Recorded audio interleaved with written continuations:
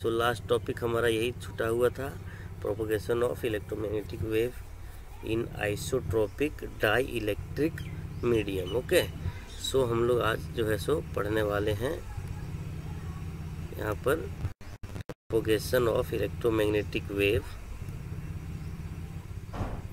Yes sir. Okay, so start करते हैं इसका डेरिवेशन, और ये आप लोग के क्लास के लिए इम्पोर्टेंट है। इस तरह का हमने तीन बताने हैं।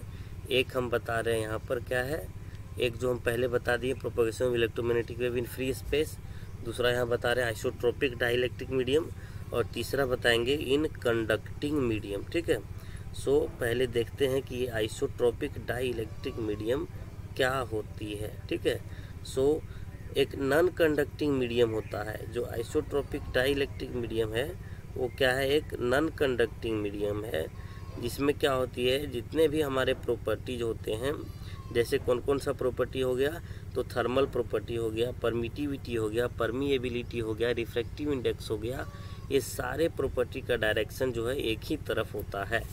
तो इस तरह के मीडियम को हम लोग आइसोट्रोपिक डाइलेक्ट्रिक मीडियम कहते हैं। ठीक है, सो यहाँ पर लिख रहे हैं अ नॉन कंडक्टिंग नन। ये अगर क्वेश्चन आता है तो 12 मार्क्स या तो 15 मार्क्स के कैटेगरी में आपको आएगा, और ये इम्पोर्टेंट भी है। ठीक है, so a non conducting medium whose properties like, कौन कौन सा प्रॉपर्टीज, जैसे थर्मल प्रॉपर्टीज,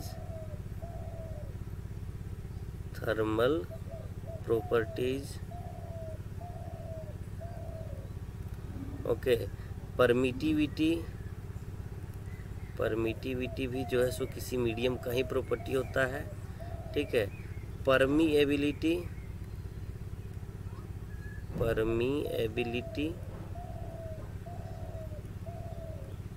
एक्सेट्रा लिख देते हैं, क्योंकि रिफ्रैक्टिव इंडेक्स वगैरह इसमें आता है तो उतना लिखने की टाइम नहीं। So a non conductive medium whose properties like thermal property, permittivity, permeability are same in all direction,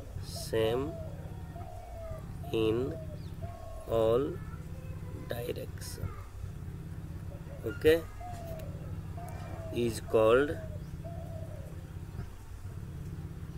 is called isotropic dielectric medium,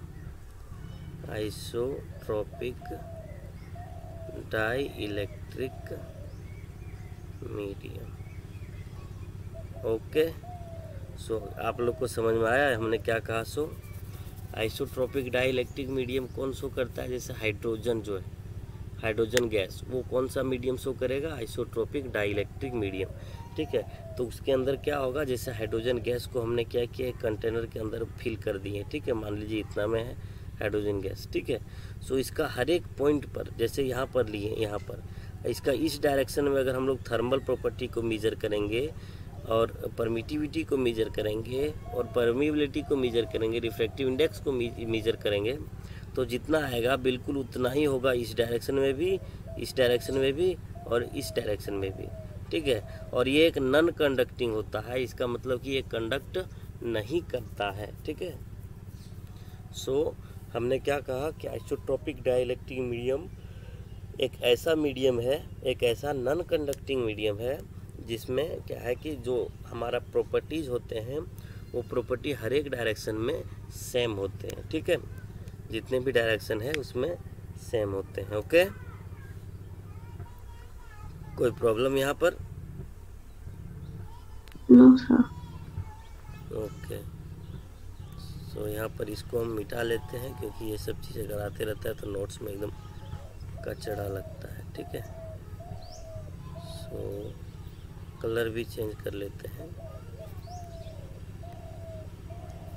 ये कलर नहीं दिख रहा,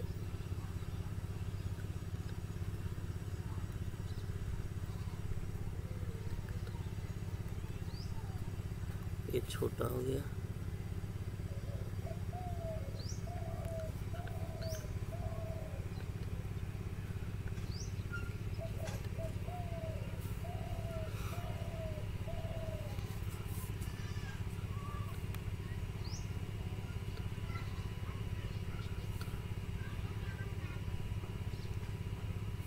ओके, सो ये छोटा हो गया है, इसको हम लोग जो है सो थोड़ा जूम कर लेते हैं, ठीक है।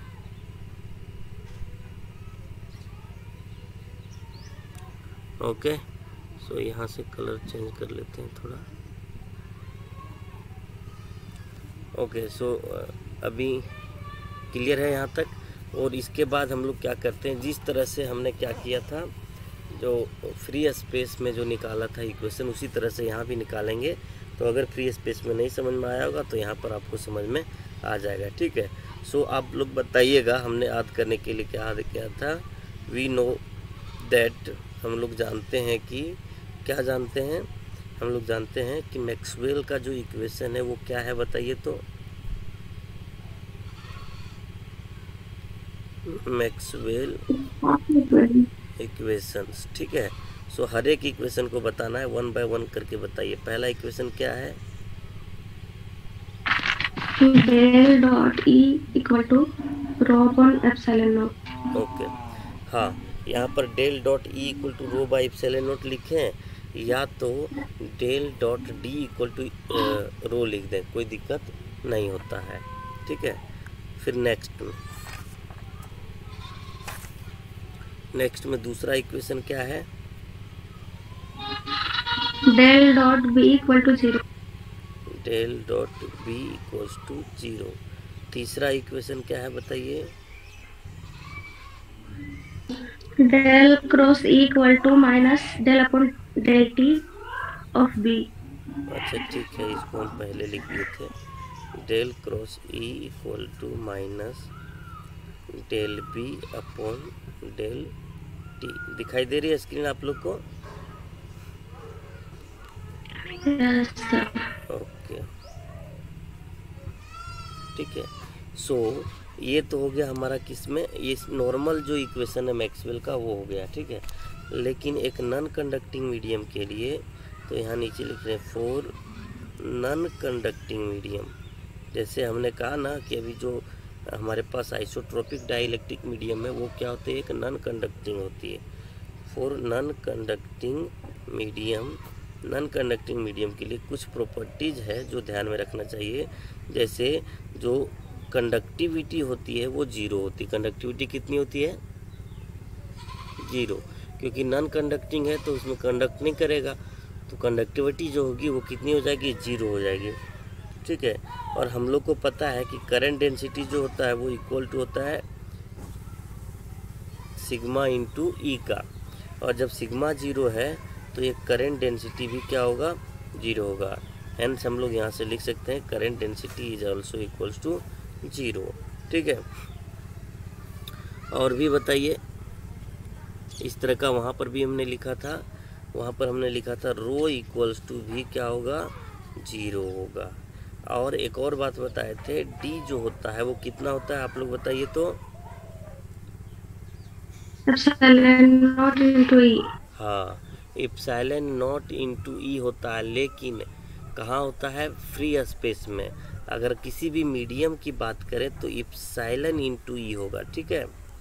क्यों? क्योंकि एप्सिलॉन का वैल्यू होता है epsilon not into epsilon R, ठीक है। सो अगर फ्री स्पेस की बात करते हैं तो वहाँ एप्सिलॉन आर जो है सो 1 हो जाता है, इसीलिए फ्री स्पेस में हम लोग एप्सिलॉन नॉट ही सिर्फ लिखते थे, ठीक है। सो अब क्या है, अब दोनों लिखना पड़ेगा। उसी तरह से बोलिए क्या होता है? B field equals to mu into H. बोलिए, अब कोई प्रॉब्लम यहाँ पर है कि नहीं को? नो। ओके, सो अगर कोई प्रॉब्लम होती है तो आप लोग जो है सो बताइएगा, ठीक है। सो अब देखिए क्या करते हैं हम लोग, मैक्सवेल का इक्वेशन जो है वो चारों इक्वेशन जो ऊपर में लिखे हैं अभी, ये चारों जो इक्वेशन हमने क्या किया, इसको हमने जो ऊपर में लिखा है इसको चेंज करते हैं इसके अनुसार से, ठीक है। सो इधर लिख रहे हैं हम लोग, इधर राइट साइड में लिख रहे हैं, ठीक है, राइट साइड में लिख रहे हैं। सो क्या होगा? So Maxwell equation reduce to Maxwell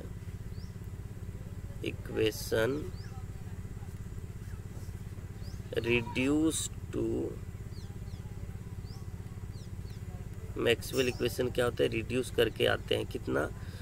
तो del dot D equal to, बोलिए कितना हो जाएगा, यहाँ पर रो है और रो का वैल्यू यहाँ पर 0 है, तो कितना हो जाएगा, रो का वैल्यू 0 है यहाँ पर, बताइए तो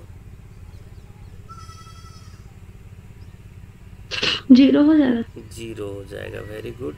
और हम लोग ये भी जानते हैं कि जो हमारे पास रो यहाँ, सॉरी, डेल डॉट, ये जो डी है उसके जगह पे हम लोग क्या पुट करेंगे, एप्सिलॉन इनटू ई पुट करेंगे कि नहीं, इक्वल्स टू, फिर 0 हो जाएगा। और यहाँ से सॉल्व करेंगे तो del dot E equal to 0 होगा, इसको मानेंगे हम लोग इक्वेशन 1। कोई प्रॉब्लम यहाँ की निको, बोलिए, एनी प्रॉब्लम। एप्सिलॉन 0 नहीं हो सकता, इसलिए बाकी का टर्म जो है वही 0 होगा, इसलिए del dot E equal to 0 कर दिए, ठीक है। Yes sir. ओके, बाकी लोग को आवाज़ नहीं जा रही है क्या, बाकी लोग को कोई प्रॉब्लम है? नहीं सर। कोई प्रॉब्लम है? नहीं सर। Okay okay. सो देखिए, सेकेंड इक्वेशन को हम लोग जब ठीक करेंगे तो सेकेंड इक्वेशन हमारे पास ये है, ठीक है। और ये जो है वो क्या है, यहाँ पर del dot B, sorry, del dot B equal to 0 है। अब बताइए बी इक्वल टू क्या पुट करेंगे हम, म्यू इंटू एच। तो यहाँ पर हो जाएगा, एक स्टेप को हम हटा देते हैं, del dot H equal to कितना हो जाएगा, 0 हो जाएगा। हो जाएगा कि नहीं? कृपया माइक आप लोग बंद रख लीजिएगा,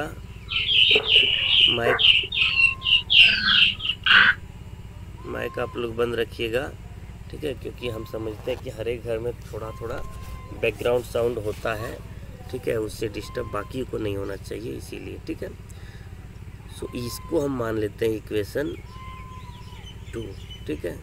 और तीसरा जो इक्वेशन है हमारे पास, ये वाला देख पा रहे हैं, इसको हम लोग क्या करते हैं, del cross H is equal to, right side में चूँकि यहाँ जे है तो जे रहने देते हैं। और जे का वैल्यू कितना है बच्चों, बताइए तो हमको, जे का वैल्यू कितना है, 0। तो यहाँ पर हो जाएगा 0 प्लस, चूँकि यहाँ पर प्लस है, del D by del T है, तो डेल बाई डेल टी, और डी के जगह पे पुट करेंगे हम लोग कितना, एप्सिलॉन इनटू ई पुट करेंगे कि नहीं। सो ये जो हो जाएगा यहाँ पर डेल क्रॉस एच, वो इक्वल होगा यहाँ पर epsilon into del E by del T. ये मान लेंगे हम लोग इक्वेशन 3, ठीक है। Any problem? नहीं सर। ओके, जब नहीं सर तो तुरंत बताइएगा, राइट। सो नेक्स्ट जो है हमारे पास फोर्थ इक्वेशन जो है, उसको भी हम लोग क्या कर रहे हैं, चेंज कर दे रहे हैं। So del cross E equal to minus del by del T, और बी के जगह पे कितना पुट करेंगे हम लोग, mu H. Very good. So ये यहाँ पर होगा del cross E equals to हो जाएगा minus mu into del by del T of H, ठीक है। और इस तरह से ये हो जाएगा हमारा फोर्थ इक्वेशन, राइट। सो अब चूंकि ये फोर्थ इक्वेशन हो गया हमारे पास, 1 2 3 4 चारों इक्वेशन मैंने निकाल लिया, तब क्या करेंगे हम लोग, जिस तरह वहाँ किए थे बिल्कुल उसी तरह करेंगे हम लोग, थोड़ा सा भी चेंजिंग नहीं करने वाले हैं। हम लोग क्या करेंगे, देखिए, यस, इक्वेशन जो है 3 जो है वो क्या है, देखिए, एच फील्ड है या ई फील्ड है, एच फील्ड है, ठीक है, एच है। इक्वेशन 3 में देखिए एच फील्ड है, ठीक ना। ई फील्ड इधर है तो इधर नहीं बात कर रहे हैं, इधर का बात कर रहे हैं, ठीक है। सो हम लोग क्या करेंगे, इक्वेशन 3 को क्रॉस करेंगे डेल ऑपरेटर के साथ, इक्वेशन 3 को क्रॉस करेंगे डेल ऑपरेटर के साथ, ठीक है। सो इसको हम लोग लैंग्वेज में लिखते हैं equation of propagation, equation of propagation of magnetic vector H, magnetic vector H, magnetic vector H का जो इक्वेशन ऑफ प्रोपोगेशन होगा वो निकाल रहे हैं। और कैसे निकाल रहे हैं, तो taking curl on both side, taking, कल भी निकाले थे, curl on both side of equation 3। सो ले लीजिए कर्ल दोनों तरफ से।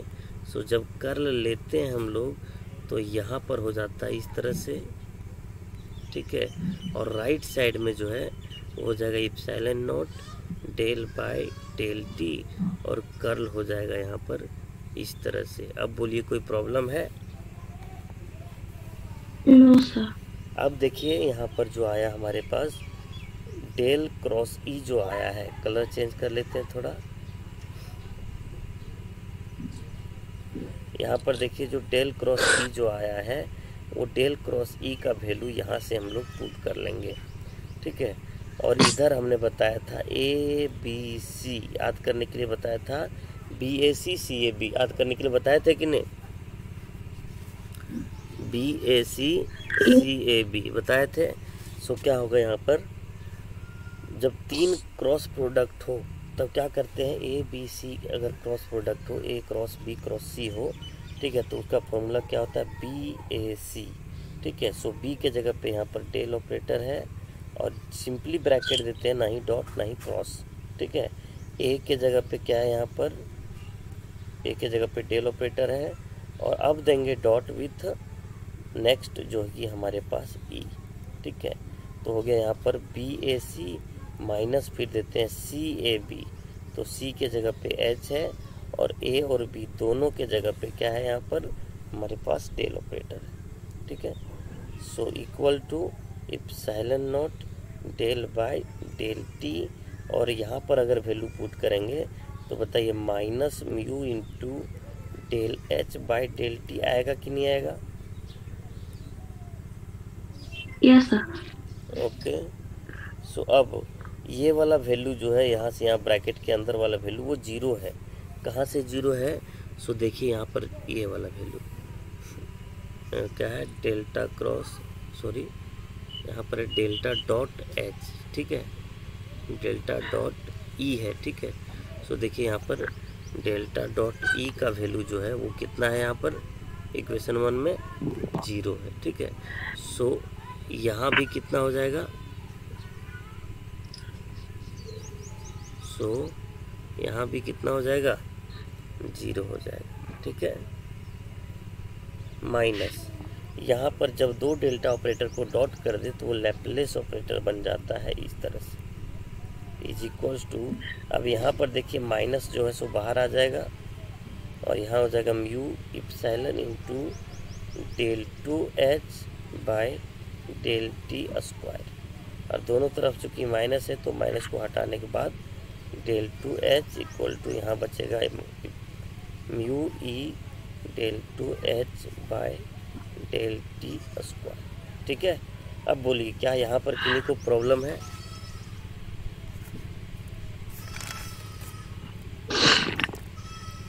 Any problem?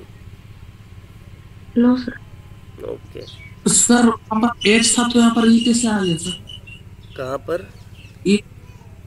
A B C लिखे है, उसके नीचे नहीं लिखे, मतलब तीनों का जो क्रॉस प्रोडक्ट किए उसके बाद हाँ नीचे नीचे ये वाला पार्ट दूसरा जीरो है ना, एक मिनट, ये वाला पार्ट जो है वो जीरो है ना बाबू, नहीं समझ रहे हो? नहीं सर।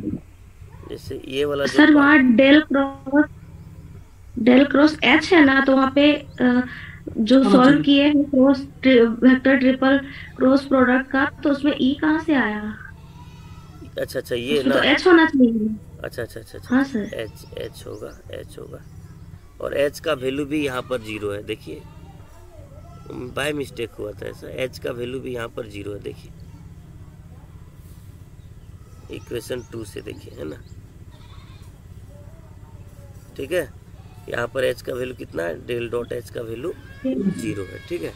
सो वहाँ पर भी क्या होगा, ये वैल्यू यहाँ पर 0 ही आ जाएगा, ठीक है।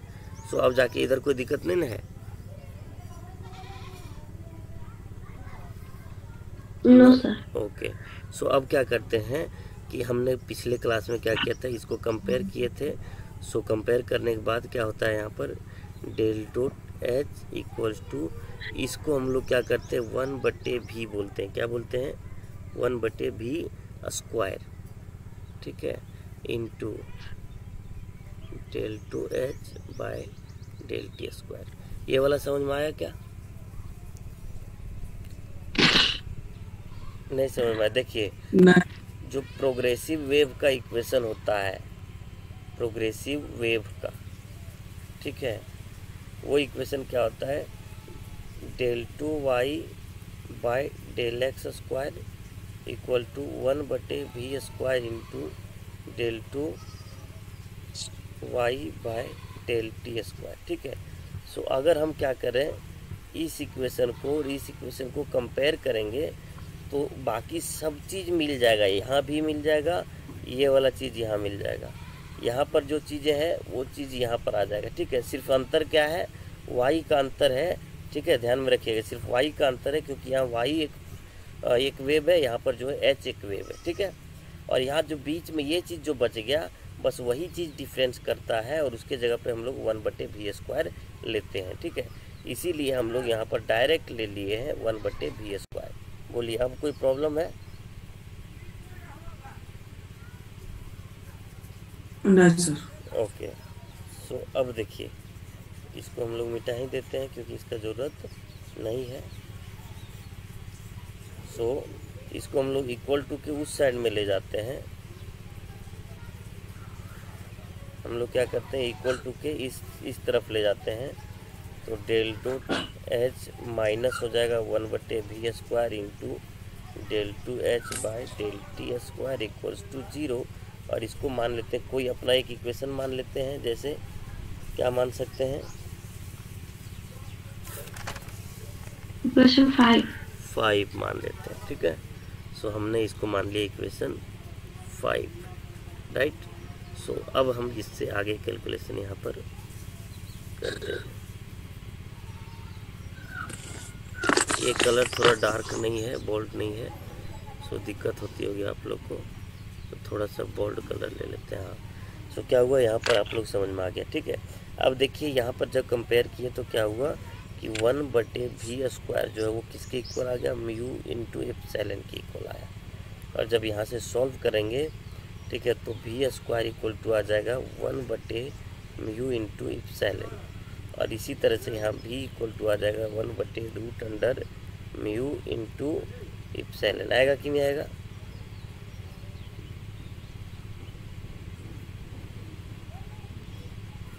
Yes sir. Okay.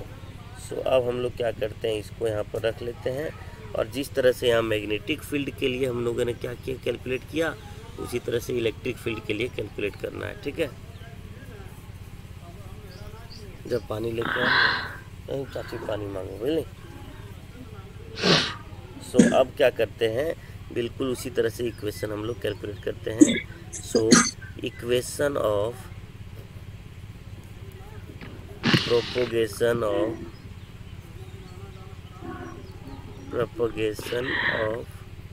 Vector E, ठीक है। सो अब हम लोग क्या करेंगे, चूँकि यहाँ पर हम लोग देखिए ऊपर में आप लोग देख पा रहे हैं, यहाँ पर देखिए, यहाँ पर आप लोग चूँकि हम लोग क्या कर रहे थे वेक्टर एच के लिए कैलकुलेट कर रहे थे, ठीक है। सो जब वेक्टर एच के लिए कैलकुलेट किए थे तो हम लोग वो इक्वेशन को लिए थे जिसमें वेक्टर एच था। तो कौन सा इक्वेशन लिए थे, इक्वेशन 3 लिए थे। लेकिन अब हम लोग कैलकुलेट कर रहे हैं वेक्टर ई के लिए। अब किसके लिए कैलकुलेट कर रहे हैं, वेक्टर ई के लिए, ठीक है। तो कौन सा इक्वेशन लेंगे हम लोग, कर्ल, कौन सा इक्वेशन का लेंगे, 4 का। So taking curl on both side of equation 4, ठीक है, taking curl on both side of equation 4, ठीक है। पानी आ गया ना, ठीक।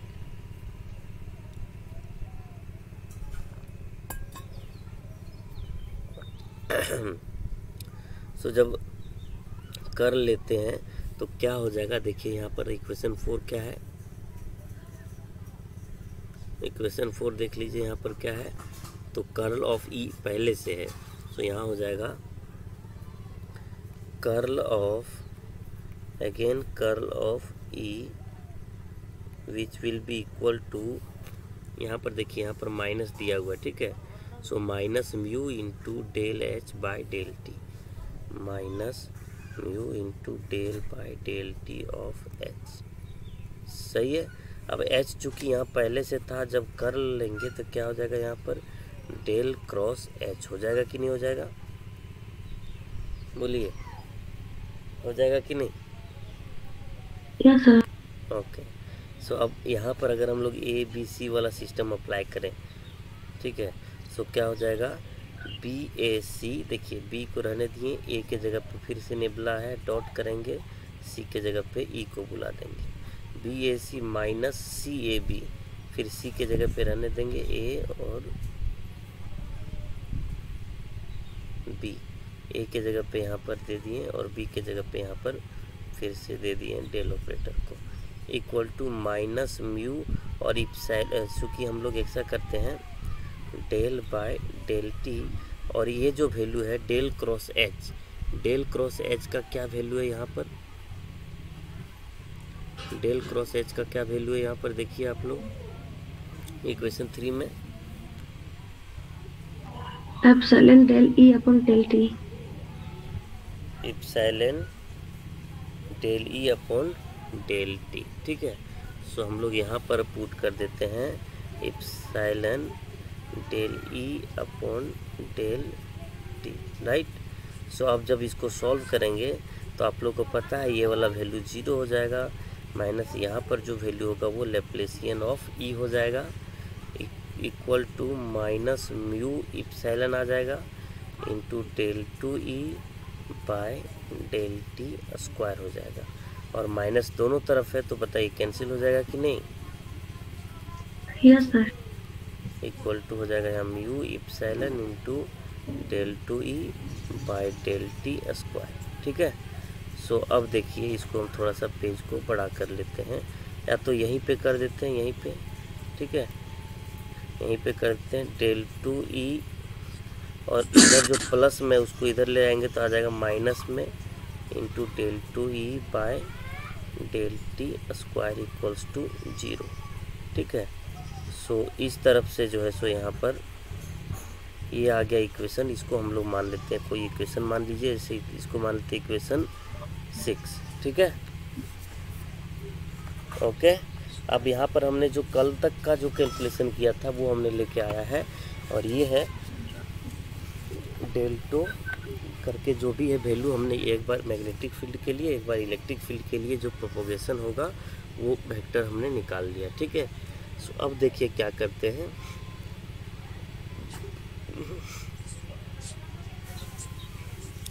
अब देखिए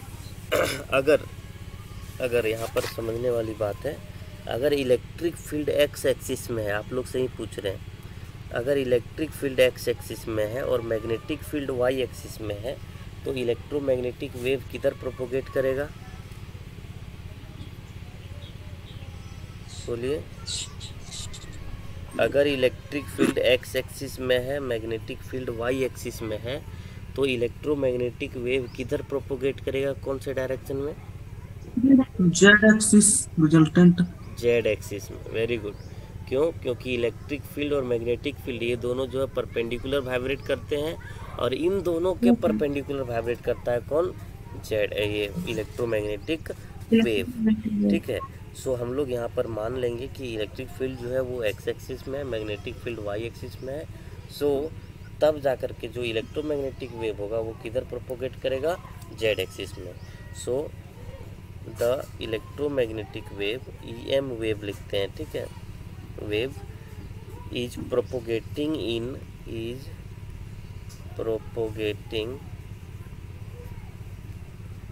इन जेड एक्सिस, या तो जेड डायरेक्शन, ठीक है। व्हेन, लेकिन ये कब? When electric field is in X direction, electric field and magnetic field, ठीक है, electric field and magnetic field are in X and Y direction, ठीक है, रिस्पेक्टिवली। सो हमने वही चीज़ यहाँ पर आप लोग लिखे हैं कि अगर इलेक्ट्रिक फील्ड एक्स एक्सिस में है और मैग्नेटिक फील्ड वाई एक्सिस में है तो इलेक्ट्रोमैग्नेटिक वेव जो होगा वो किस एक्सिस में होगा, जेड एक्सिस में होगा, ठीक है। सो डेल ऑपरेटर हम लोग निकाल रहे हैं, डेल ऑपरेटर का वैल्यू क्या होता है हम लोग अपने जानते हैं, बोलिए। डेल ऑपरेटर का वैल्यू क्या होता है, I del by del X होता है plus J del by del Y होता है प्लस के डेल बाय डेल जेड होता है। लेकिन इलेक्ट्रोमैग्नेटिक वेव कौन से डायरेक्शन में प्रोपोगेट कर रहा है, जेड डायरेक्शन जेड डायरेक्शन में। तो बाकी के ये दोनों जो है वो ख़त्म हो जाएगा और डेल का वैल्यू यहाँ आ जाएगा K into del by del Z. आएगा कि नहीं आएगा, इसको मान लेते हैं इक्वेशन 7। और अगर इसको हम फिर खुद से ही अगर डॉट प्रोडक्ट कर दें, मतलब अगर हम लेप्लेस निकाल दें तो यहाँ पर क्या होगा, डेल ऑपरेटर ऑफ ये हो जाएगा, देख रहे हैं, del two by del Z square. इसको मान लेते हैं अपन लोग इक्वेशन 8, ठीक है। बताइए यहाँ पर कोई प्रॉब्लम है इन दोनों इक्वेशन में? No sir. ओके।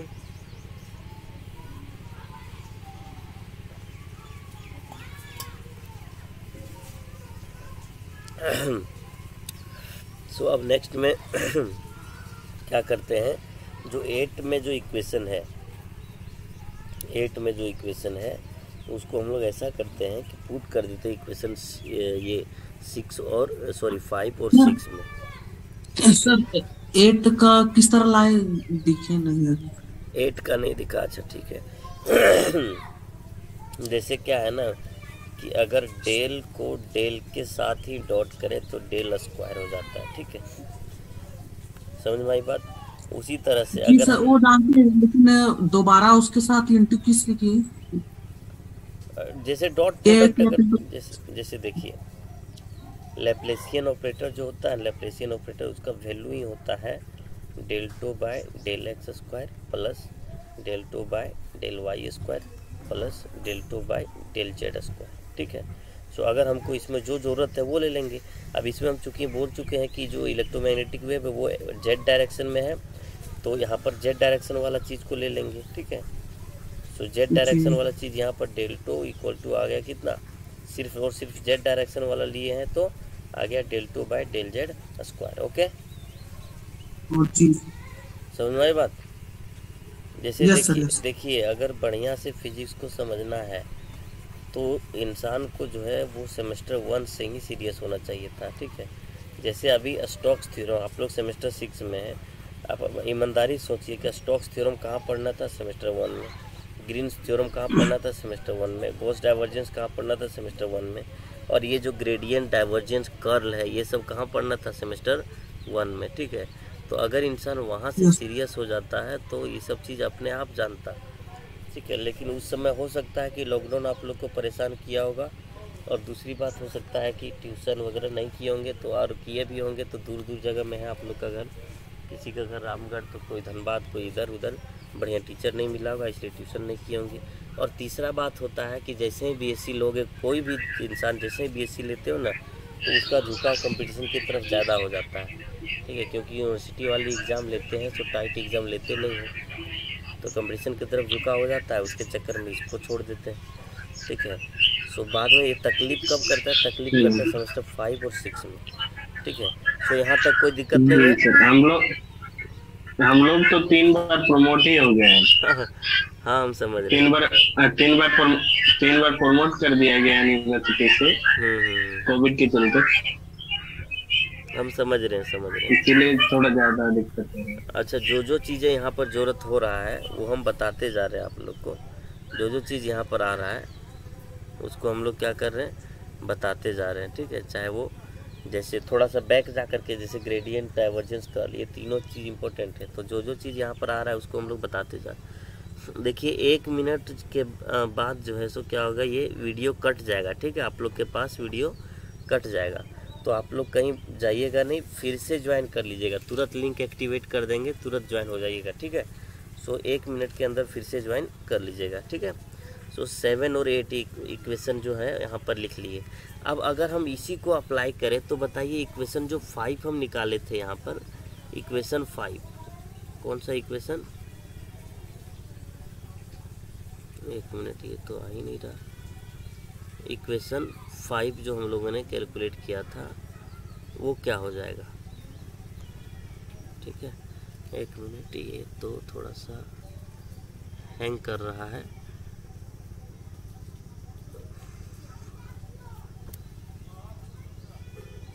ओके, मिट जा रहा है अपने आप,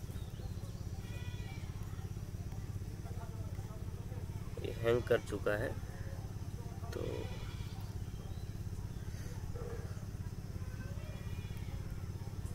और बोल रहे थे इक्वेशन 5 जो है वो क्या था, ठीक है। सो इक्वेशन 5 आप लोग देख पा रहे हैं यहाँ पर कहाँ है इक्वेशन 5, इसको हम बॉक्स के अंदर कर देते हैं ताकि नज़र आ जाए जब भी इसे स्क्रॉल करेंगे तब तक।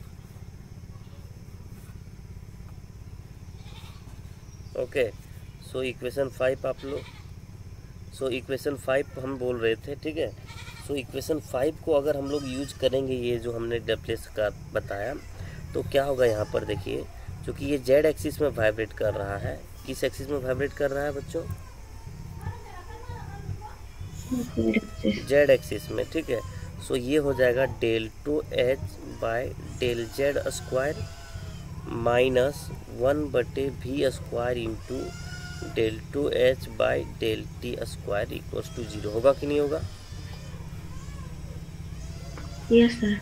अगर अप्लाई करें तो, और उसी तरह से इसको हम लोग वहाँ नीचे लिखेंगे, बस यहाँ स्क्रॉल ना करना पड़े इसीलिए लिख रहे हैं। उसी तरह से अगर इसको अप्लाई करेंगे तो भी हो जाएगा। सॉरी, इसको थोड़ा सा हम लोग चेंज नहीं किए ना, तो इसको यहीं पे चेंज कर लेते हैं। del 2e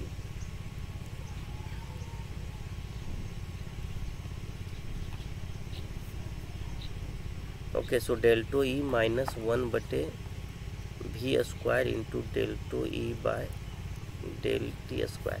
देखिए प्रोनाउंसिएशन जो है वो थोड़ा सा गलत हो जाता है, ठीक है। क्यों हम बता रहे, देखिए जो ये वाला साइन है, आप उल्टा ट्रायंगल, इसको डेल पढ़ते हैं, ठीक है, डेल पढ़ते हैं।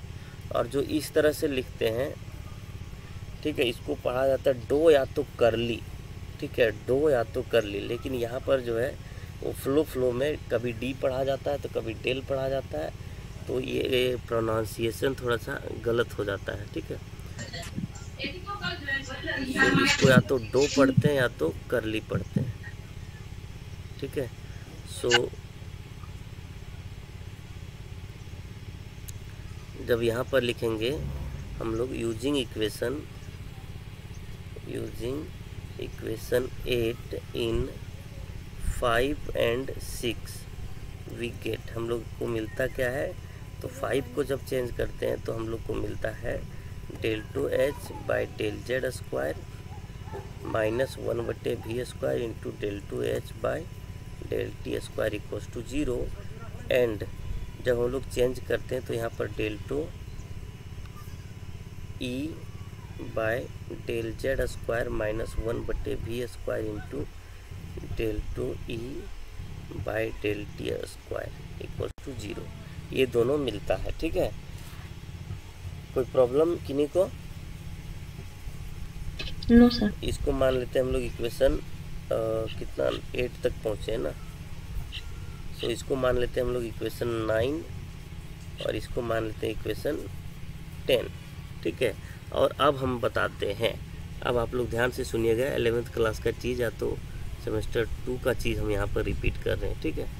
सो देखिए ध्यान से, जब प्रोग्रेसिव वेव का इक्वेशन बता रहे थे, ठीक है, जब प्रोग्रेसिव वेव का इक्वेशन बता रहे थे तो जो इक्वेशन आया था वो इस तरह से है, del 2 बाय del, यहाँ जेड है, जेड एक्सिस ले रहे हैं, वहाँ पर एक्स एक्सिस लिया हुआ था, ठीक है, minus 1/v square into del 2 psi by del t square equals to 0। और इस समय अगर इस इक्वेशन का सोल्यूशन करेंगे, क्या करेंगे बच्चों, अगर हम इस इक्वेशन का सोल्यूशन करेंगे तो साइन इक्वल टू कितना आता था, साइन 0, हल्ला नहीं करो, साइन इक्वल टू कितना आएगा, psi 0 E to the power I into K X minus omega T. ठीक है, ये इक्वेशन आता था। आप लोग को याद है क्या, प्रोग्रेसिव वेव का इक्वेशन का सॉल्यूशन जब करते थे तो ये आता था। आप लोग को याद है क्या?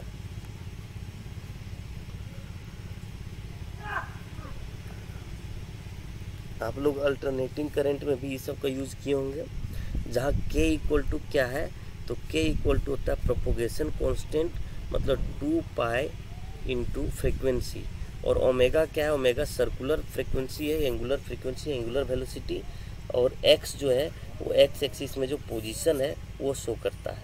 ठीक है, ये मोबाइल इधर रखो। ठीक है, सो यहाँ पर क्या होता है, ओमेगा जो है सो सर्कुलर तो एंगुलर वेलोसिटी है, और टी टाइम में x जो है वो क्या दिखाता है, पोजीशन दिखा रहा है। ठीक है, ये अगर आप लोग को पता होगा तब बताइए जब इक्वेशन 9 का सॉल्यूशन करेंगे तो solution of equation 9 will be क्या हो जाएगा, बताइए। x equal to h not e to the power minus h equal to h not E to the power I minus, हाँ, अगर माइनस लगाते हैं, अगर माइनस पहले लगाते हैं तो अंदर वाला चेंज हो जाएगा। ठीक है, सो यहाँ हो जाएगा Yes, k इंटू यहाँ क्या होगा, z होगा, याद रखिएगा क्या होगा, z होगा माइनस ओमेगा टी होगा। ठीक है, ये हो जाएगा हमारा कौन सा इक्वेशन मान लेते हैं, इसको मान लेते हैं इक्वेशन 11 है, and solution of equation 10 will be what, 10 will be solution of 10 will be E equals to E naught into e to the power I k z minus omega T. ये हो जाएगा इक्वेशन 12। ठीक है, अब हम लोग सब इक्वेशन को ना लेकर के सिर्फ एक इक्वेशन को बढ़िया से करते हैं, बाकी मामला हर एक में सेम टू सेम वही आ रहा है। ठीक है, सिमिलरली करेंगे। ठीक है, सो इक्वेशन 12 जो अभी हमने लिखा है, इस इक्वेशन को क्या करते हैं हम लोग, पार्शियल डेरिवेटिव करते हैं विथ रिस्पेक्ट टू, एक बार करेंगे z के रिस्पेक्ट में और एक बार करेंगे इसी को डिफ्रेंशिएट करेंगे partially with respect to t के रिस्पेक्ट में। ठीक है, so partial differentiating equation 12 with respect to z, partially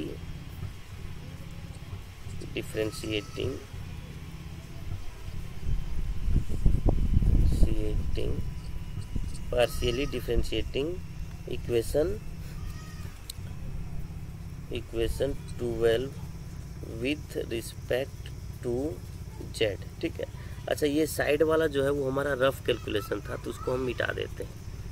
ठीक है, साइड वाला जो था वो हमारा रफ कैलकुलेशन था तो इसको हम लोग मिटा देते हैं। ठीक है, क्योंकि इसका काम हो गया है तो ऐसे पूरा पेज पूरा भरा भरा लगता है, तो इसको हम लोग मिटा देते हैं। ठीक है, ओके, सो हम लोग क्या करते हैं यहाँ पर,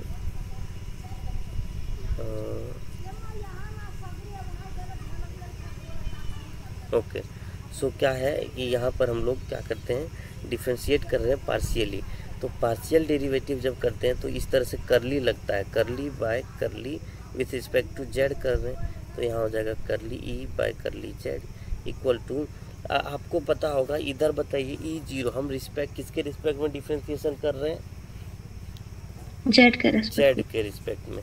अगर जेड के रिस्पेक्ट में डिफ्रेंशिएशन कर रहे हैं तो बाकी का जो E0 है वो कांस्टेंट है या नहीं है, यस सर, और डिफ्रेंशिएशन में कांस्टेंट को हम लोग बाहर कर देते हैं अगर मल्टीप्लाई में रहा तो। ठीक है, और अगर वो एडिशन में रहा कांस्टेंट तो कांस्टेंट का डिफ्रेंशिएशन 0 कर देते हैं। ठीक है, इनटू अगर इस वाले पार्ट का जो वाला पार्ट हमारे पास बचा हुआ है इसका हम डिफ्रेंशिएशन करें तो क्या होगा, वही चीज़ आ जाएगा फिर से। सो e टू द पावर आई के Z minus omega T into फिर जो ए वाला पार्ट बच गया पावर वाला पार्ट, उसका डिफ्रेंशिएशन अगर जेड के रिस्पेक्ट में करें तो देखिए ये वाला पार्ट 0 हो जाएगा, बचेगा क्या हमारे पास आई इंटू के बचेगा। अब बताइए ये डिफ्रेंशिएशन सबको समझ में आया? Yes sir. ओके, अब बताइए कि यहाँ पर कलर थोड़ा चेंज कर लेना ज़्यादा ज़रूरी है, क्योंकि एक ही कलर रहता है ना तो दिमाग भी ख़राब हो जाता है ज़्यादा। सो यहाँ से लेकर के यहाँ तक का वैल्यू बोलिए ई लिख दें या ना लिख दें? Yes sir. Equal to E into i k, ठीक है, ई इंटू आई के, ठीक है, यही हमारा यहाँ पर बचा, ठीक है। और हम लोग क्या करते हैं, चूँकि ई दोनों तरफ है, ई जो है सो दोनों तरफ है, ठीक है। सो अगर हम लोग डेल बाय डेल जेड का वैल्यू निकालना चाहेंगे, एक मिनट, एक कॉल आ रहा है। हेलो, हाँ हाँ हाँ, 8:30 है ना, तो 15-20 मिनट और लगेगा। काय खातिर?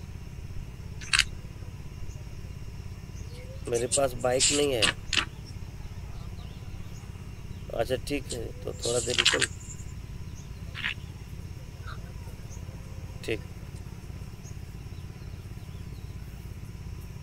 उधर से काट दो।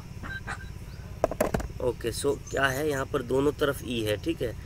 सो दोनों तरफ जब ई है तो डेल बाय डेल जेड को करेंगे अगर, तो ये वैल्यू आएगा आई इंटू के, आएगा कि नहीं आएगा? Equation, yes sir. ठीक है। दोनों तरफ ई है तो ई को अगर हम लोग छोड़ दें तो बाकी डेल बाय डेल जेड का जो वैल्यू है वो क्या आएगा, आई इंटू के आएगा, ठीक है। सो अब देखिए इसी तरह से अगर सिमिलरली अगर हम लोग ऑब्टेन करना चाहेंगे, ठीक है, तो उसका भी ऑब्टेन कर सकते हैं, लेकिन उसका ज़रूरत हमारे पास यहाँ पर नहीं है, ठीक है। तो हमने कहा था कि पार्शियली डिफ्रेंशिएट करेंगे जेड के रिस्पेक्ट में, और उसी तरह से कहा था कि पार्शियली अगेन डिफ्रेंशिएट करेंगे विथ रिस्पेक्ट टू टाइम। तो यहाँ पर लिखेंगे again differentiating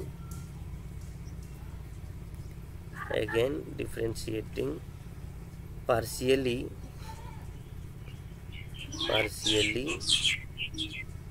equation 12 with respect to time, ठीक है। और टाइम के रिस्पेक्ट में जब करेंगे डिफरेंशिएशन तो यहाँ del E by del T हो जाएगा इक्वल्स टू, अब यहाँ पर देखिए इक्वेशन 12 को जब टाइम के रिस्पेक्ट में डिफरेंशिएशन करेंगे तो बताइए बाकी जो ई जीरो है वो यहाँ पर रह जाएगा कि नहीं रह जाएगा? Yes sir. और ई टू दी पावर ये वाला जो वैल्यू है वो जैसे कि तैसे रह जाएगा, इनटू क्या हो जाएगा यहाँ पर माइनस के साथ होगा, क्यों? क्योंकि टी का कोफिशिएंट जो है वो माइनस में है। सो माइनस में आएगा आई इंटू ओमेगा, आएगा कि नहीं आएगा?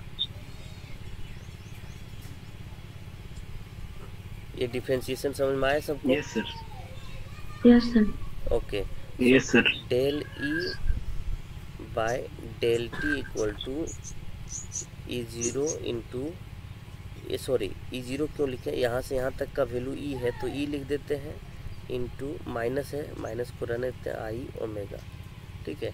सो देखिए यहाँ पर अगर ई को दोनों तरफ से हटा दें, अगर हम लोग ई को दोनों तरफ से कैंसिल आउट कर दें तो डेल बाय डेल टी का वैल्यू क्या बचता है हमारे पास? यहाँ पर डेल बाय डेल टी का वैल्यू बच जाता है माइनस आई ओमेगा, माइनस आई ओमेगा। काटना नहीं है, आप लोग ध्यान में रखिएगा कि काटना नहीं है, उसको हम लोग क्या कर रहे हैं, कैंसिल आउट कर रहे हैं, ठीक है। लेकिन वहाँ काट के शो नहीं करना है, नहीं तो गड़बड़ हो जाएगा। क्यों? क्योंकि एक डिफ्रेंशिएशन के साथ है और एक ऐसे ही है, तो ऐसा नहीं करना है। बस हम लोग को वहाँ पर कंपेयर कर लेते हैं इसके लिए, नहीं तो काटिएगा तो एग्जामिनर जो है सो मार्क्स काट देगा, ठीक है। सो इस तरह से हमने क्या किया, यहाँ पर डेल बाय डेल जेड का वैल्यू निकाल लिए हैं, ठीक है, और डेल बाय डेल टी का वैल्यू निकाल लिए हैं। अब क्या करते हैं, ट्रांसवर्स नेचर को शो कर लेते हैं सबसे पहले, कि ट्रांसवर्स नेचर जो होता है ई वेक्टर ई और वेक्टर एच का, उसको निकाल लेते हैं, पहले शो कर लेते हैं। उसके बाद हम लोग जो है सो इम्पीडेंस पर पढ़ेंगे, इम्पीडेंस के बाद लास्ट में हम लोग शो करके दिखा देंगे कि जो इलेक्ट्रोमैग्नेटिक वेव है वो जब डाई इलेक्ट्रिक मीडियम में चलती है तो उसका स्पीड कम हो जाता है, स्पीड लेस हो जाता है, और वहीं पर प्रूफ कर दिया जाएगा, ठीक है। सो नेक्स्ट में क्या है यहाँ पर ट्रांसवर्स नेचर, मतलब इसी में हम लोग एक टॉपिक देंगे, transverse nature of electromagnetic, transverse nature of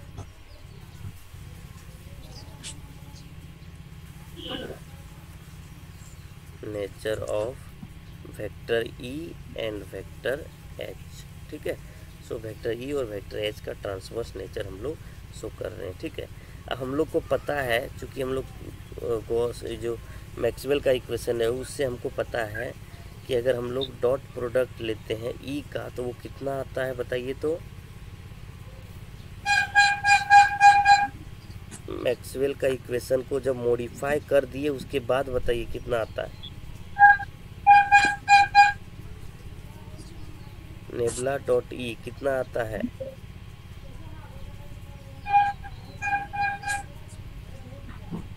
modify करने के बाद 0 आता है या नहीं?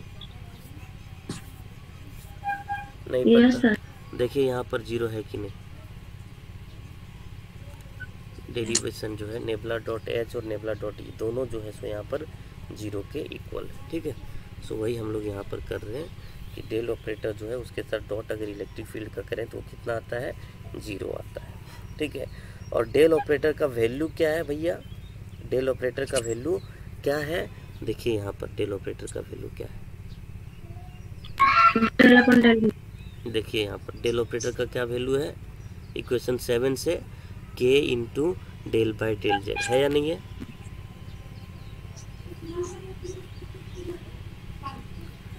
k del by del Z, ठीक है। और इसको डॉट कर रहे हैं हम लोग e के साथ इक्वल्स टू 0, ठीक है। Okay, any problem? के को रहने देते हैं और डेल बाय डेल जेड का जो वैल्यू है यहाँ पर लिखते हैं फ्रॉम इक्वेशन 7, ठीक है, फ्रॉम 7। और डेल बाय डेल जेड का वैल्यू जो इक्वेशन 30 में वो कितना है बताइए तो आप लोग? आई इंटू के, ठीक है। सो यहाँ पर है आई इंटू के, डॉट कर रहे हैं ई के साथ तो आ जा रहा है 0 के इक्वल, ठीक है। सो अगर हम लोग क्या करें यहाँ पर 0 तो हो नहीं सकता, कौन नहीं 0 हो सकता है? तो के तो 0 हो नहीं सकता है, तो उसको हटा देते हैं, ठीक है। और आई जो है वो क्या कर रहा है? डायरेक्शन बता रहा है कि एक्स एक्सिस की ओर है, तो इसको भी हटा देते हैं। तो क्या बचता है? के डॉट ई जो बचता है वो कितना आ जाता है हमारे पास? 0। और आपको पता है कि अगर दो वेक्टर का डॉट प्रोडक्ट 0 है, इसका मतलब वो दोनों वेक्टर क्या होगा? आपस में परपेंडिकुलर होता है। आपस में क्या होता है? परपेंडिकुलर। सो के जो है के अलोंग क्या है? इलेक्ट्रोमैग्नेटिक वेव है। और ई जो है वो एक्स एक्सिस के अलोंग है, ठीक है। सो ई अगर एक्स एक्सिस के अलोंग है और के जो है सो जेड एक्सिस के अलोंग है, इसका मतलब ये दोनों आपस में क्या है? परपेंडिकुलर है, ठीक है। सो यहाँ पर ही लिख देते हैं this shows that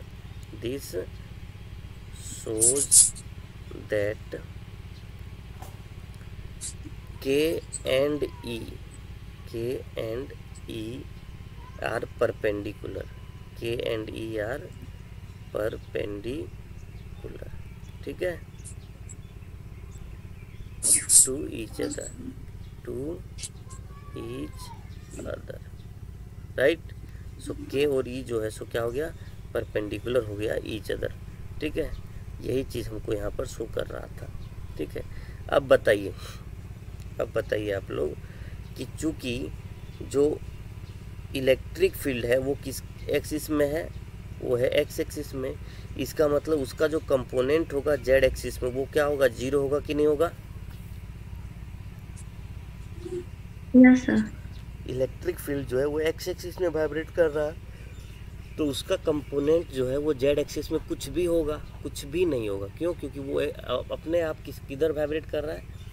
x axis की ओर वाइब्रेट कर रहा है, तो जेड में उसका कुछ भी नहीं है, ठीक है। उसी तरह से इलेक्ट्रिक फील्ड जो होगा वो एक्चुअल में किधर होगा? तो वो एक्स एक्सिस की ओर होगा, ठीक है। या तो हम कह सकते हैं कि इलेक्ट्रिक फील्ड जो होगा वो किधर होगा? वाई एक्सिस की ओर हो सकता है, कोई प्रॉब्लम नहीं है।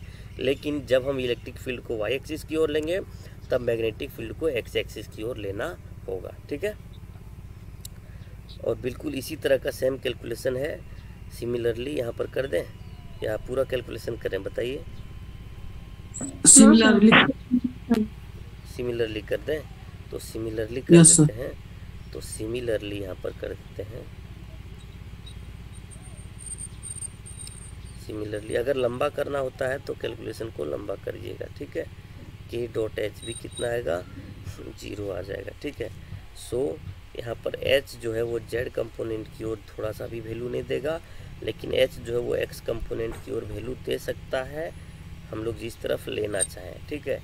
और एच जो है वाई कंपोनेंट की तरफ वैल्यू दे सकता है जिस तरह से हम लोग लेना चाहें, ठीक है। सो ये हो गया हमारा क्या कि ये शो करता है कि इलेक्ट्रिक फील्ड जो है वो परपेंडिकुलर है इलेक्ट्रोमैग्नेटिक वेव का, and this also shows that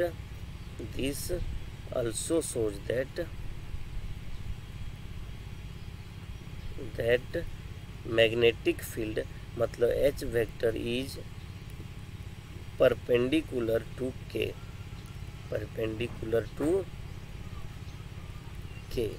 ठीक है। एच वेक्टर जो है वो किधर परपेंडिकुलर होगा, के तरफ परपेंडिकुलर होगा।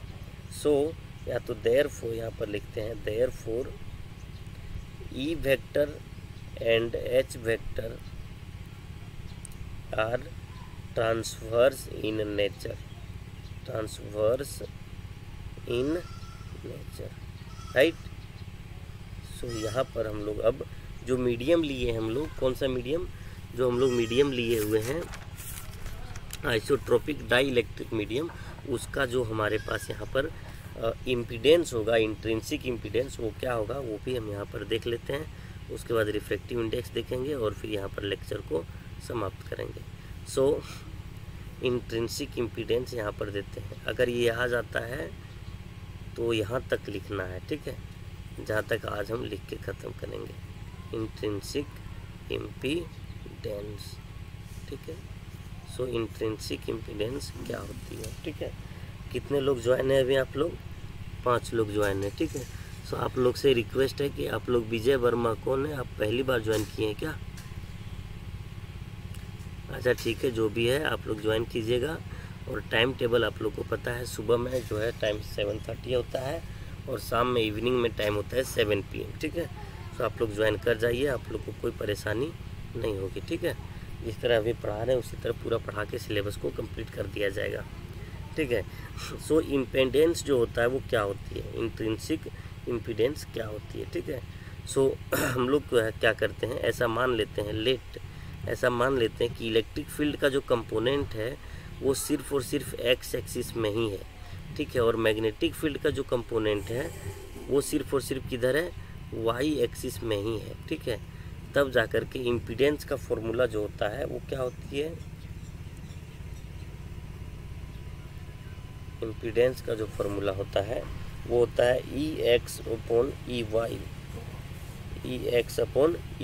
ठीक है। और जब EX और EY को सॉल्व करने के बाद, बहुत लंबा कैलकुलेशन होता है, सॉल्व करने के बाद ये वैल्यू आएगा ओमेगा इंटू म्यू बाई नीचे आ जाएगा के, ठीक है। ये आपको याद रखना है। क्यों याद रखना है, यहाँ पर इक्वेशन कितना माने थे, इससे पहले नहीं माने थे इक्वेशन कोई, चलिए कोई बात नहीं, यहाँ तक 14 गए थे तो यहाँ पर 15 ठीक है। ये वैल्यू आप लोग को याद रखना है कि इम्पीडेंस का वैल्यू होता है EX/EY, जो कि कितना आता है, कुछ और नहीं बल्कि आता है यहाँ पर ओमेगा म्यू बाई के। अब कहिएगा सर EX और EY किधर है, देखिए एक्स एक्सिस मान लीजिए कि इधर है, ठीक है, एक्स एक्सिस इधर है और वाई एक्सिस मान लीजिए कि इधर है। तो EX जो होगा वो किधर होगा, ऊपर की ओर होगा, और EY किधर होगा, इधर नीचे की ओर होगा, ठीक है। तो जब हम यहाँ पर मिलाते हैं, ठीक है, सो यहाँ पर कोई एंगल बनता है, मान लो थीटा, तो जब हम इम्पीडेंस निकालते हैं तो दिस बाई दिस होता है, इसका मतलब EX/EY होता है, ठीक है। और इसका कैलकुलेशन है अपना, इसको अगर लंबा कैलकुलेशन करते हैं तब जाकर के ओमेगा म्यू बाई के आता है, ठीक है। म्यू का मतलब क्या होती है एक मिनट,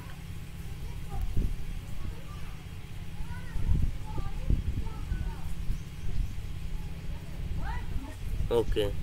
सो म्यू का मतलब होता है रिफ्रैक्टिव इंडेक्स, ओके। सो एक मिनट, ये क्या हो रहा है यहाँ पर, हैंग कर रहा है क्या, कभी कभी फिंगरप्रिंट भी काम नहीं करता है इसका, बताइए, देख रहे कुछ भी हो जा रहा है। अच्छा ठीक है, यहाँ तक दिखाई दे रहा है सबको, तो कोई बात नहीं है। अब हम लोग चूँकि जानते हैं कि इस इक्वेशन को थोड़ा और आगे बढ़ाएंगे तो हम लोग जानते हैं वी नो दैट, यहाँ चूँकि नीचे में के आ गया है तो के का वैल्यू हम लोग जानते हैं क्या होता है, बताइए तो ज़रा। के का वैल्यू क्या होता है, 2π/λ होता है कि नहीं होता है, बोलिए। के का वैल्यू होता है 2π/λ। ओके, एक मिनट, के का वैल्यू 2π/λ होता है, नहीं नहीं,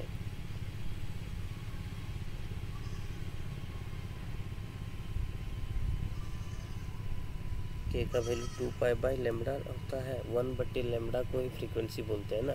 हाँ ठीक है, तो के का वैल्यू होता है 2π/λ, ठीक है। अब अगर इसको हम लोग यहाँ से आगे बढ़ाना चाहते हैं तो क्या होगा, 2π और फ्रीक्वेंसी को हम लोग ऊपर भी मल्टीप्लाई कर दे रहे हैं और लेमडा इंटू यहाँ फ्रीक्वेंसी को नीचे भी मल्टीप्लाई कर दे रहे हैं, ठीक है। सो ये क्या हो जाएगा, नीचे 2πf होगा ऊपर में और नीचे हो जाएगा यहाँ पर v मतलब वेलोसिटी, ठीक है। यहाँ पर कुछ मिस्टेक कर रहे हैं क्या,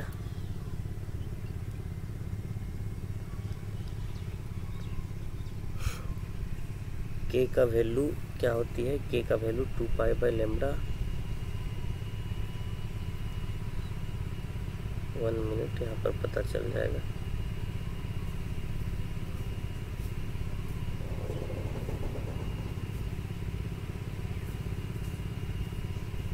ओके हाँ, के का वैल्यू होता है 2π/λ, ठीक है। और इसको सॉल्व करते हैं तो आता है 2πf/v, ठीक है। और इस 2πf जो है उसी को कहते हैं ω/v, ठीक है। सो ω/v हो गया यहाँ पर। और अगर इसको हम लोग और भी फर्दर सॉल्व करें तो यहाँ पर k = ω/v का वैल्यू जो है सो हम लोग कभी कैलकुलेट किए थे पीछे, जहाँ पर हम लोग लाए थे वो दिखाते हैं, ठीक है। सो v का वैल्यू हम लोग क्या लाए थे, यहीं पे कैलकुलेशन कहीं होगा जहाँ पर v = 1। हाँ, v देखिए यहाँ पर लाए हैं, इसका कोई इक्वेशन नाम नहीं दिए हैं। v = 1/√μ इंटू इप्सिलॉन, ठीक है। सो यहाँ पर क्या करते हैं, v के जगह पर 1/√μ इंटू इप्सिलॉन कर देते हैं। सो k = हो जाएगा ओमेगा, और ये नीचे है तो ऊपर चला जाएगा, √μ इंटू इप्सिलॉन हो जाएगा, ठीक है। इसको मान लेते हैं अपन कोई भी इक्वेशन, जैसे मान लेते हैं इसको 16, ठीक है। ओके, सो म्यू के जगह पे रिफ्रैक्टिव इंडेक्स नहीं, म्यू को हम लोग बोलते हैं यहाँ पर परमीएबिलिटी, ठीक है, परमीएबिलिटी, ठीक है। सो अब नेक्स्ट में क्या करते हैं, यहाँ पर 16 और 15 को यूज कर लेते हैं तो EX/EY = कितना निकल जाएगा वो देखते हैं, ठीक है। यूजिंग 16 × 15, ठीक है। 15 में जब यूज करेंगे तो EX/EY कितना आ जाएगा, EX/EY कितना आ जाएगा, देखिए ऊपर में जो ओमेगा इंटू म्यू है उसको रहने देते हैं और नीचे में जो के है उसके जगह पे लिखते हैं omega into mu epsilon. Omega से ओमेगा कट जाएगा और यहाँ पर हो जाएगा √μ/इप्सिलॉन हो जाएगा। अब बताइए इसमें किसी को कोई प्रॉब्लम है,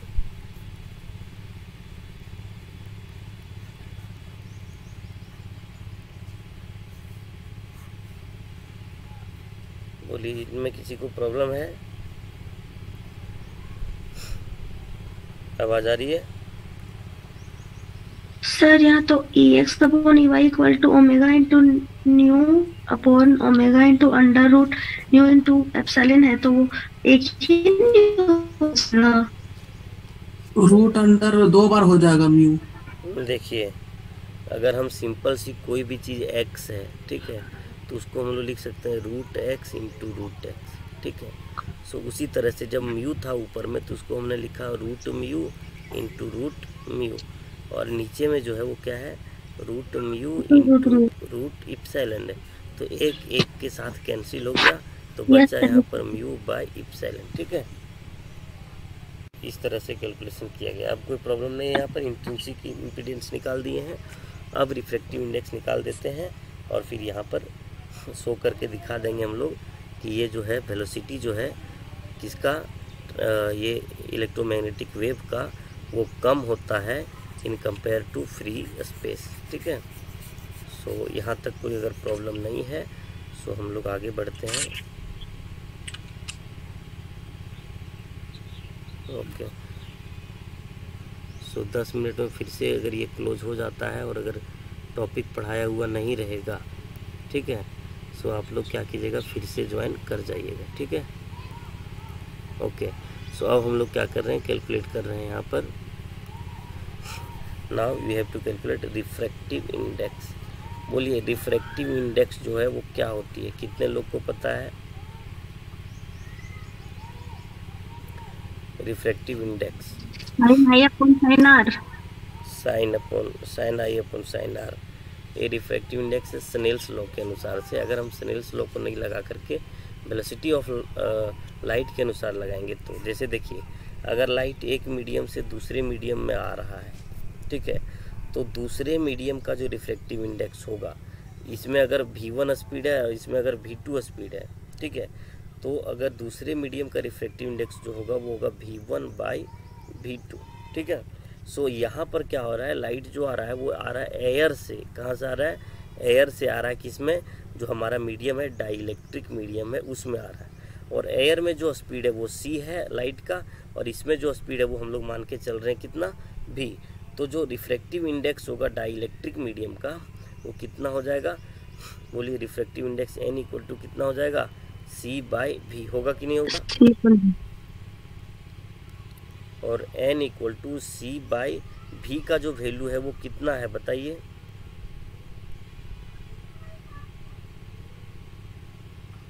one upon under root mu into नहीं, यहाँ पर v का वैल्यू जो है सो, एक मिनट, यहाँ पर जो है सो v का वैल्यू ऐसा पुट किए ना, चलिए ठीक है। सो एक minute,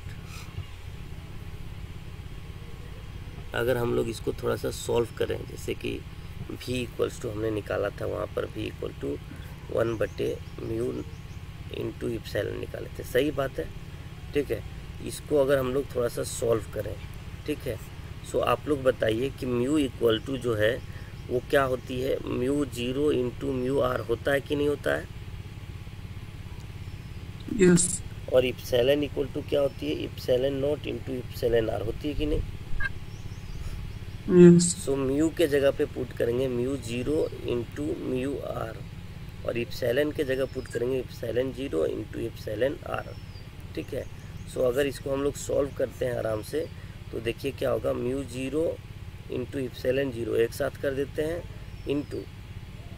into mu r into epsilon r को एक साथ कर देते हैं। ठीक है, तो 1/म्यू 0 इप्सिलॉन 0 को हम लोग क्या कहते हैं? c बोलते हैं। ठीक है, बाई नीचे में हो जाएगा root under mu r into epsilon r. ठीक है, ये समझ में आया ये वाला कैलकुलेशन जो अभी हम किए? सो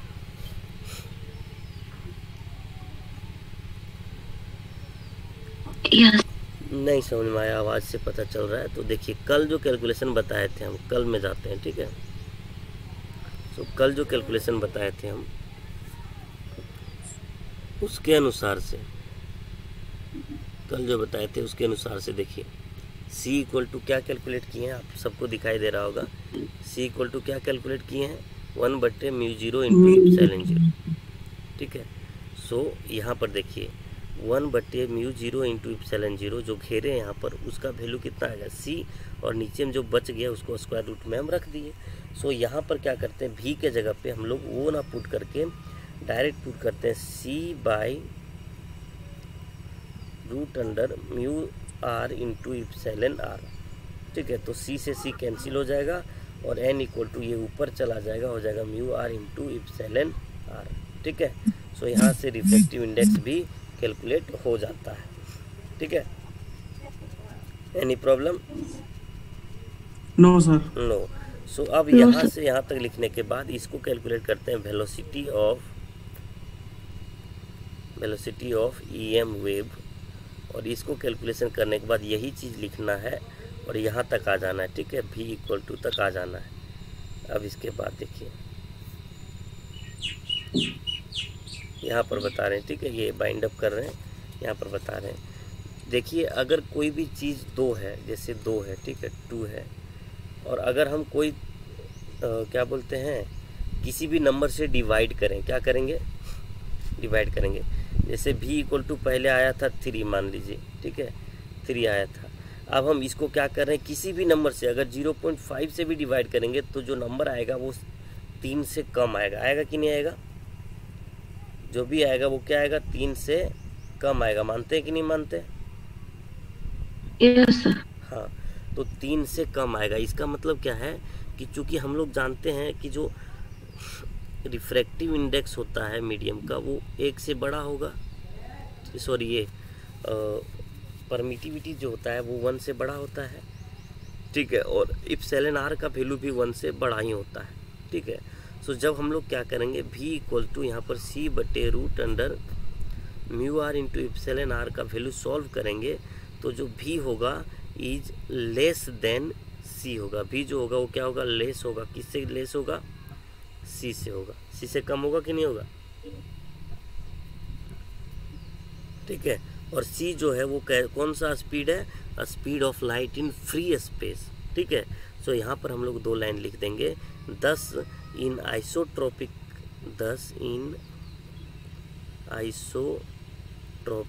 die electric medium, 10 in isotropic dielectric medium,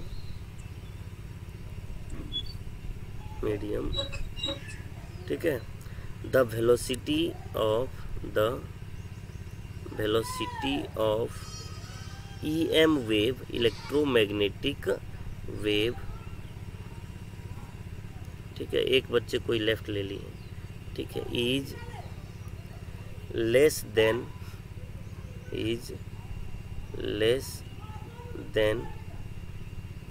velocity of EM wave in free space, ठीक है। सो टोटल मिला के हम कह सकते हैं लाइट ना होगा। क्या हो रहा है सर, वो less than velocity of light ना होगा। हाँ, वेलोसिटी ऑफ इलेक्ट्रोमैग्नेटिक वेव जो है वो c ही होता है और वेलोसिटी ऑफ लाइट भी c ही होता है, लेकिन वेलोसिटी ऑफ लाइट जो होता है वो फ्री स्पेस में इक्वल होता है इलेक्ट्रोमैग्नेटिक वेव का, ठीक है। कल ही तो हम प्रूफ करके बताए थे ना, यस सर। कल ही हम प्रूफ करके बताए थे। देखिए यहाँ पर कल ही हम प्रूफ करके बताए थे ना, c इक्वल टू देखिए 3 × 10⁸, ठीक है। सो इस तरह से अगर आपको ये क्वेश्चन पूछा जाता है तो आपको क्या करना है, जहाँ से हम बताए हैं वहाँ से लेकर के यहाँ तक आपको लिखना है और line by line with language लिखना है, ठीक है। आराम से समझ लीजिएगा, 2-3 बार इसको रिवाइज कर लीजिएगा तो हमको लग रहा है कि आपको हमेशा ये याद रहेगा, ठीक है। So thank you all of you today. Boring हो गया होंगे पूरे आप लोग, है ना, एक ही टॉपिक में ख़त्म कर दिए तो बोर हो गए हैं क्या? नहीं सर, तो जल्दी जल्दी कंप्लीट करना है, वो क्या हो। ओके, सो समझाना ही पड़ता है ना, इसे छोड़ तो नहीं सकते हैं। सो ओके देन, आज तक यहीं रखते हैं और जितने लोग पेमेंट नहीं किए हैं आप लोग पेमेंट कर दीजिए, ठीक है। और क्लास को कंटिन्यू करेंगे, शाम में क्लास होगी 7 बजे, ठीक है।